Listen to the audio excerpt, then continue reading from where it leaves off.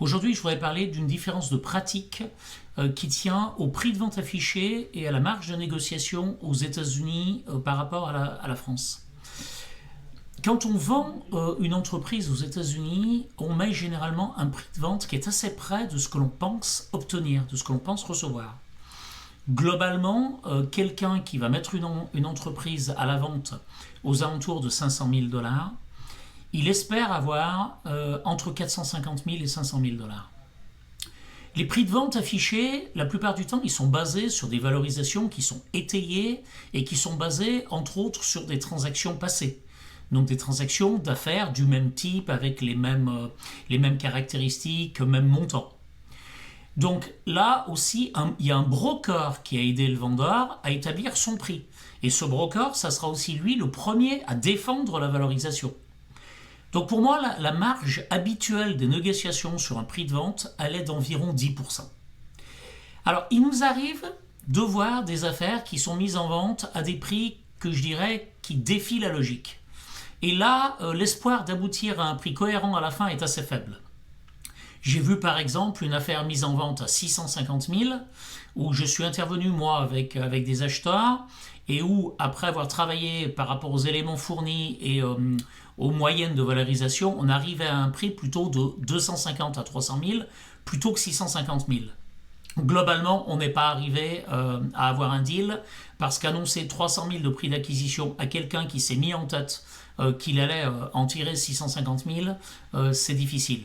Alors là-dedans, j'allais dire, il y a deux responsables. Il y a le vendeur qui a un prix qui est complètement déconnecté par rapport à la réalité, et on a aussi le broker qui a validé ce prix-là. Mettre des affaires sur le marché à ce prix, à un prix qui est complètement déconnecté des prix des autres affaires, c'est délicat. Autre élément, il faut savoir qu'un étranger, et à plus forte raison un demandeur de visa, il aura une plus faible marge de négociation. En effet, il va demander au vendeur un délai et par exemple une clause suspensive d'obtention de visa. Ça va faire que très clairement, quand on obtient ce genre de contrepartie, souvent on va avoir plus de difficultés à négocier le prix. Il y a une différence culturelle aussi liée à la négociation. On négocie moins aux États-Unis, où on ne négocie pas forcément de la même façon, et la forme de la négociation sera parfois aussi importante que le fond. Bien présenter pourquoi on négocie un prix plus bas que le prix demandé, et bien se justifier, ça va aider généralement à faire passer les choses. Même si l'idée c'est pas de montrer que la partie adverse s'est trompée, mais d'expliquer pourquoi, en tant qu'acheteur, on ne pourra pas mettre plus, mais que par contre, on a une offre qui est intéressante, une offre 100% en cash, et que ça ne sera peut-être pas forcément évident pour le vendeur de trouver une meilleure offre. Voilà.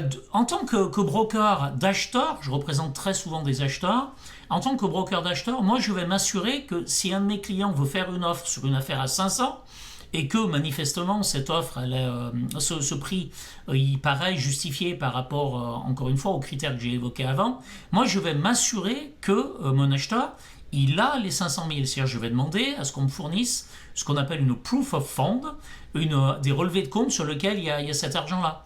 Très clairement, si la personne me dit non, mais elle est à 500 et moi que j'ai que 300 et de toute façon je ne la paierai pas plus de 300, je ne veux pas faire perdre du temps à qui que ce soit.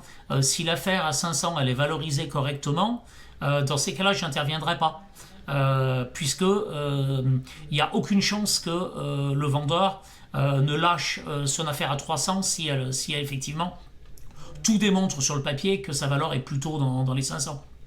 Ça sera d'autant plus vrai si le vendeur vient de mettre l'affaire sur le marché. C'est aussi un élément. Si le vendeur a mis l'affaire sur le marché depuis 15 jours ou depuis un an, psychologiquement, la donne change. Voilà, l'idée c'était d'évoquer un petit peu les questions de à quel prix est-ce que je peux offrir, quelle est ma marge de négociation. Voilà, je vous ai donné quelques éléments sur le sujet.